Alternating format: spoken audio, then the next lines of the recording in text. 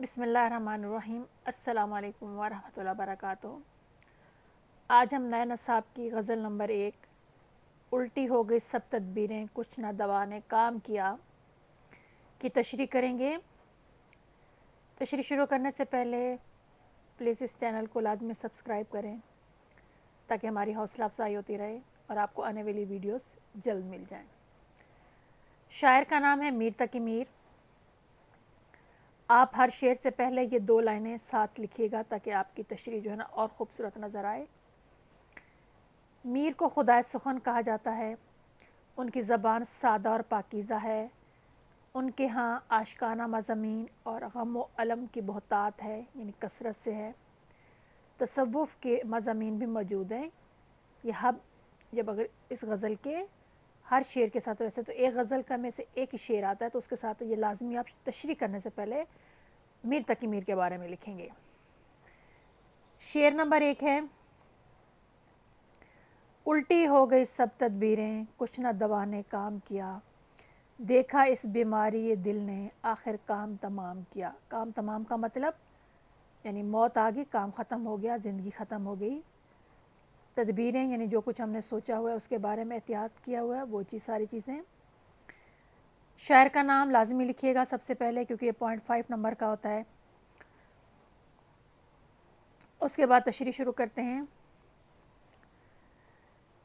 इस शेर में शायर ने अजीब बेकसी के साथ अपनी दास्तान हयात को बयान किया है।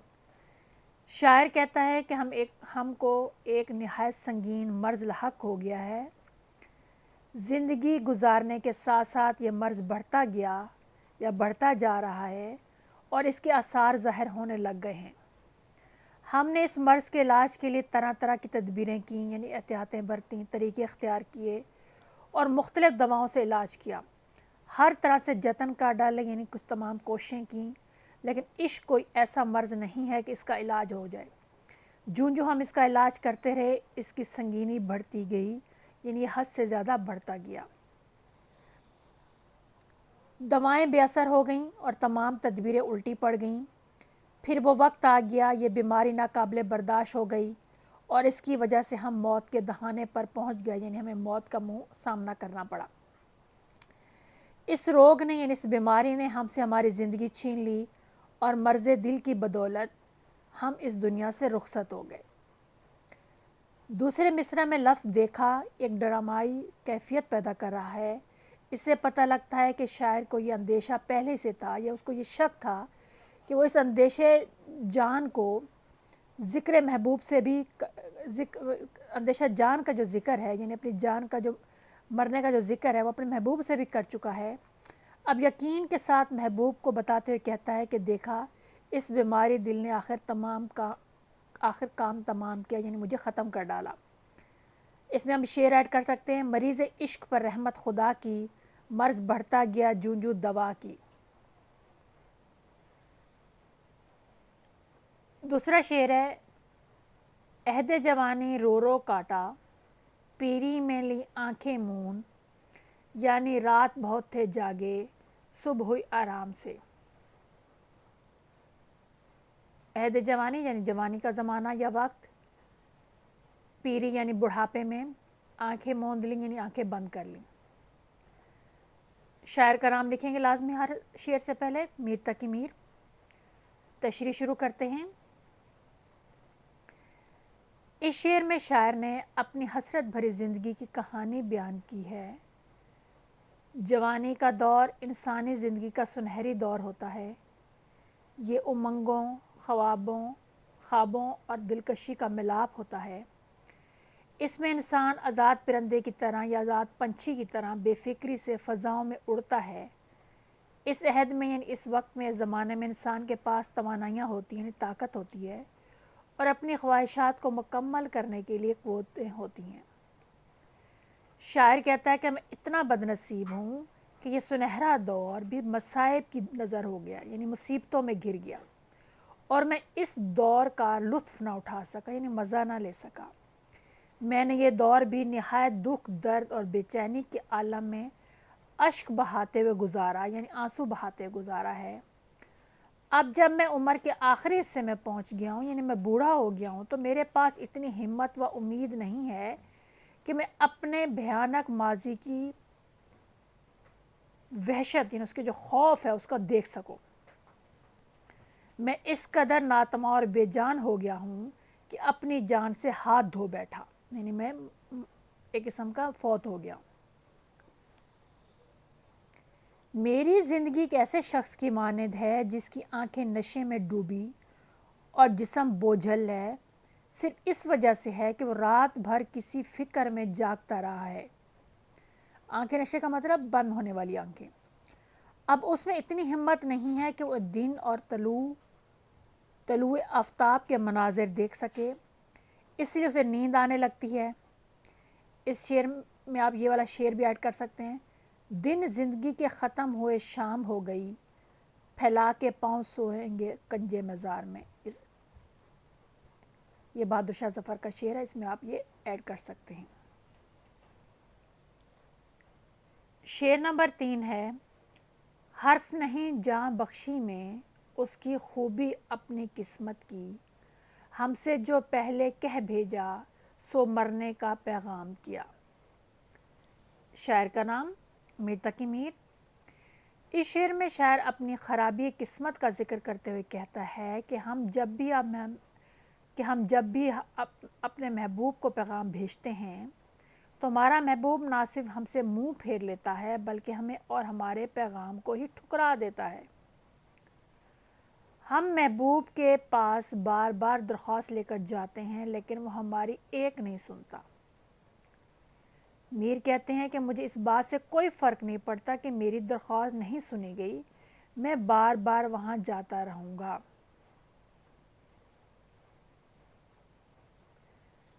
اب اس میں شعر ایڈ کر سکتے ہیں: بار بار اس کے در پر جاتا ہوں، حالت اب اضطراب کی سی ہے۔ شاعر طنزیہ انداز اختیار کرتے ہوئے کہتا ہے کہ یہ ہماری قسمت کی خرابی ہے کہ ہمارا محبوب ہماری گزارش سننے سے پہلے انکار کر کے اپنا فیصلہ سنا دیتا ہے اور ہمیں رحم کی اپیل کا حق بھی نہیں دیتا۔ شاعر مایوس ہوتے ہوئے کہتا ہے کہ ہم تو وہ ہیں جن کی دعا مانگنے سے پہلے ہی دعا کے قبول نہ ہونے کا یقین ہوتا ہے۔ جب اپنی ہی قسمت خراب ہو تو انسان دوسروں سے کیا شکایت کرے؟ کام تو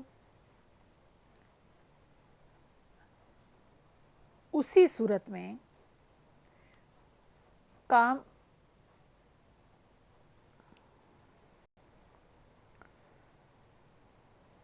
تو کسی صورت نہیں ہو سکتا بلکہ کام ہونے سے پہلے اس میں رکاوٹیں حائل آنا شروع ہو جاتی ہیں، آنا شروع ہو جاتی ہیں۔ اس میں شعر ایڈ کر سکتے ہیں: یہ نہ تھی ہماری قسمت کہ وصال یار ہوتا، اگر اور جیتے رہتے یہی انتظار ہوتا۔ شعر نمبر 4 ہے: ناحق ہم مجبوروں پر یہ تہمت ہے مختاری کی، چاہتے ہیں سو آپ کریں ہیں ہم کو ابس بدنام کیا۔ تہمت کہتے ہیں الزام کو، ابس کہتے ہیں ناحق بلا وجہ بدنام کرنے کے لیے۔ شاعر کا نام لکھیں گے میر تقی میر۔ اس شعر میں شاعر اپنی مجبوری اور بے کسی کی منظر کشی کر رہا ہے۔ شاعر اپنے محبوب کو مخاطب کرتے ہوئے کہتا ہے کہ تم ہم سے یہ کیوں کہتے ہو کہ ہم اپنے فیصلوں اور ارادوں میں بااختیار ہیں اور ہر فعل اپنی مرضی اور خوشی سے کرتے ہیں۔ ہماری زندگی کے لمحات ہمارے اپنے ہیں اور اس کا دار و مدار ہمارے ذہن اور ہمارے ارادوں پر ہے، جبکہ حقیقت اس کے برعکس ہے، یعنی الٹ ہے۔ ہم تو بے کس اور مجبور ہیں، ہم تو وہ کرتے ہیں یہ تم ہم سے کہتے ہو، ہمارے تمام اعمال تو تمہاری خواہشات کے مطابق ہیں۔ ہماری عشق کی انتہا یہ ہے کہ ہم نے اپنی مرضی بالکل ختم کر دی ہے اور ہر کام کرتے ہوئے اس بات کا خیال رکھتے ہیں کہ تمہاری مرضی کیا ہے، تم کس طرح راضی ہوگے اور ہمیں اپنے چاہنے والوں میں جگہ دو گے۔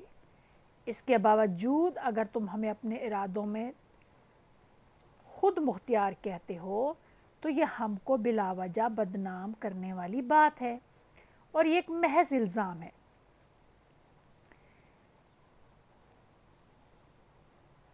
اس شعر کو ہم حقیقی اور مجازی دونوں معنوں میں لے سکتے ہیں۔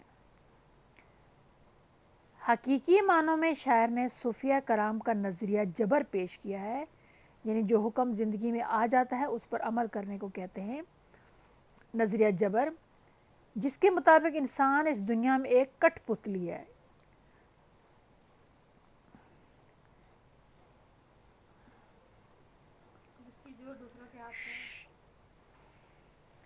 یعنی وہ انسان دوسروں کے اشاروں پہ ناچتا ہے۔ جو کاتب تقدیر کا پابند ہے، یعنی جو قسمت میں لکھا ہوا ہے اس نے وہ لازمی کرنا ہے۔ تو صوفیہ کرام کا نظریہ جبر یہ ہے کہ جو آپ کی قسمت میں لکھ دیا جاتا ہے اس پر آپ نے ہر حال میں پابندی سے اس پر عمل کرنا ہے۔ اب محبوب کی خوشنودی یا نظریہ جبر دونوں حوالوں سے انسان ایک ایسی مجبور مخلوق ہے جسے اپنی زندگی پر کسی طرح کا بھی اختیار نہیں ہے۔ یعنی اگر زندگی میں مجازی معنوں میں دیکھا جائے تو ہر حکم اپنے محبوب کے مطابق کرتا ہے، اور اگر حقیقی معنوں میں دیکھا جائے تو جو کاتب تقدیر یا قسمت میں لکھ دیا جاتا ہے اس نے وہ کرنا ہے۔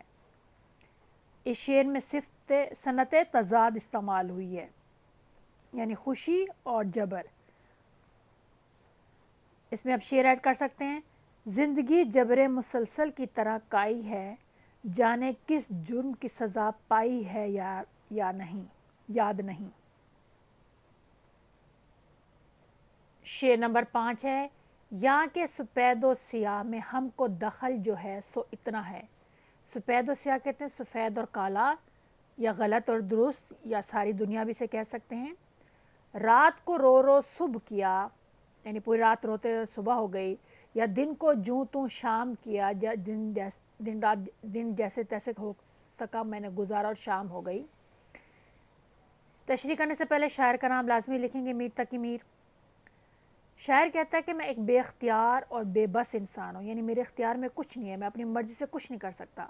میری بے بسی کی حد یہ ہے کہ میں اپنی زندگی کے تمام تر معاملات میں مجبور ہوں اور میری مرضی کوئی اور تشکیل کرتا ہے، یعنی کوئی اور ترتیب دیتا بناتا ہے، یا میں کسی اور کی مرضی کے مطابق کام کرتا ہوں۔ اس بے کس زندگی کے کسی بھی معاملے میں میرا دخل نہیں ہے اور میں سب کو اپنی مرضی خلاف کرتا ہوں۔ میں سب کچھ اپنی مرضی کے خلاف کرتا ہوں۔ میرا اختیار ہے تو صرف اس حد تک کہ میں دن بے قراری میں گزارتا ہوں، یعنی بے چینی میں، اور رات کو چند آنسو بہا کر صبح دیکھ لیتا ہوں۔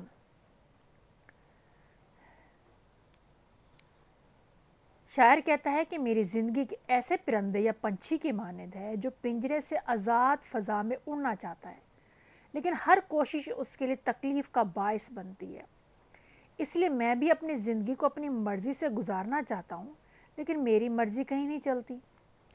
میرے مقدر میں یہ نہیں لکھا کہ میں اپنے حالات تبدیل کر سکوں اور اپنی سوچوں کی بے چینی کو بدل سکوں۔ میں اپنی ذات پر جتنا اختیار رکھتا ہوں صرف اسی کو استعمال کرتا ہوں۔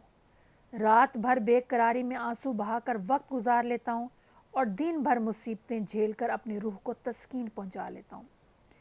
میں زبردستی فطرت کے طریقہ کار پر عمل کر رہا ہوں اور یہ درد بھری زندگی مجبوری میں بسر کر رہا ہوں۔ شعر نمبر 6 ہے، سائید سیمیں دونوں اس کے ہاتھ میں لا کر چھوڑ دیے، بھولے اس کے قول و قسم پر ہائے خیال خام کیا۔ سائید کہتے ہیں خوب کلائی کو، اور سیمیں کہتے ہیں خوبصورت، یعنی خوبصورت کلائی، یعنی اس کو ہم طاقت بھی کہہ سکتے ہیں کہ میں اپنی ساری طاقت اس کے ہاتھ میں لا کر یعنی چھوڑ دی ہے۔ بھولے اس کے قول و قسم، یعنی جو اس نے وعدے کیے تھے اس پر ہائے خیال خام کیا، یعنی اس میں اپنے اختیار جو ہے نہیں سمجھتا، ایسا خیال جس پہ اپنا اختیار نہ ہو، ایسا خیال جس پہ آپ خود کچھ نہ کر سکتے ہیں، اس کے بارے میں خود نہ سوچ سکتے ہو۔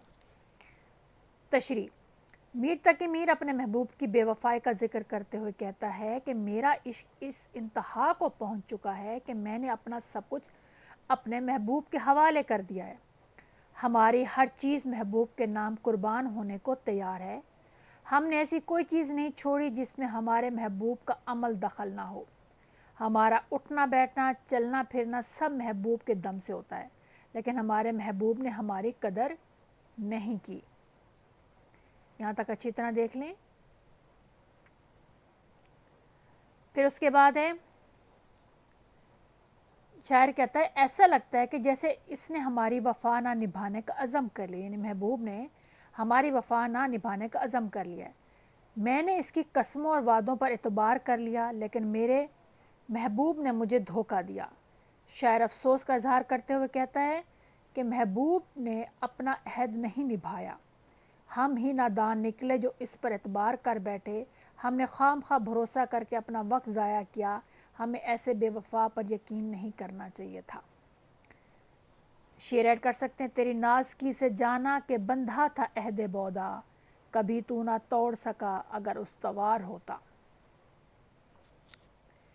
شعر نمبر 7 ہے، میر کے دین و مذہب کو اب پوچھتے کیا ہو، ان نے تو کشکا کھینچا دیر میں بیٹھا کب کا ترک اسلام کیا۔ کشکا کہتے ہیں ٹیکا جو ہندو جو ہے نا اپنے ماتھے پہ لگاتے ہیں، اور دیر کہتے ہیں بت خانہ یا مندر بھی کہہ سکتے ہیں۔ شاعر کا نام میر تقی میر۔ غزل کے مقطع میں، کیونکہ اس میں شاعر نے اپنا نام استعمال کیا اس لیے مقطع کہلائے گا، سوال بھی آپ کا بورڈ میں آ سکتا ہے کہ غزل کے مقطع میں شاعر نے کیا کہا ہے۔ غزل کے مقطع میں میر تقی میر اپنی زندگی سے مایوس ہو کر کہہ رہا ہے کہ عشق نے مجھ پر اتنی وحشت طاری کر دی، خوف طاری کر دیا کہ جس کی وجہ سے میں نے اپنا دین ترک کر دیا ہے۔ شاعر طنزیہ انداز میں کہہ رہے ہیں کہ تم لوگ اب میر کے مذہب کا کیوں پوچھتے ہو؟ اس نے تو ماتھے پر ٹیکا لگا کر اپنے آپ کو اسلام سے دور کر لیا، اب وہ تمہیں کسی بت خانے میں بیٹھا نظر آئے گا۔ شاعر غزل کے مقطع میں مذہبی رواداری کا ذکر کرتے ہوئے کہنا چاہتا ہے کہ کبھی کسی بے کس، ضرورت مند اور مجبور انسان کی مدد کریں تو یہ نہ دیکھو کہ وہ ہندو ہے، عیسائی ہے یا مسلمان، بلکہ اس بات کو ذہن میں رکھو کہ وہ انسان ہے۔ تمہاری تھوڑی سی مدد اس کی زندگی کو بہت بہتر کر سکتی ہے، ورنہ کیا ہندو کیا مسلمان، ہر کوئی اپنی تقدیر سے مجبور اور پریشان ہو کر اپنے مذہب سے دور ہو سکتا ہے۔ اس کا اصل مطلب یہ ہے۔ امید ہے آپ کو غزل کی تشریح سمجھ آ گئی ہوگی۔ جانے سے پہلے لازمی جو ہے نا اپنے فیملی اور فرینڈز میں اس کو شیئر کریں اور لازمی سبسکرائب کرائیں۔ جزاک اللہ۔ السلام علیکم ورحمۃ اللہ وبرکاتہ۔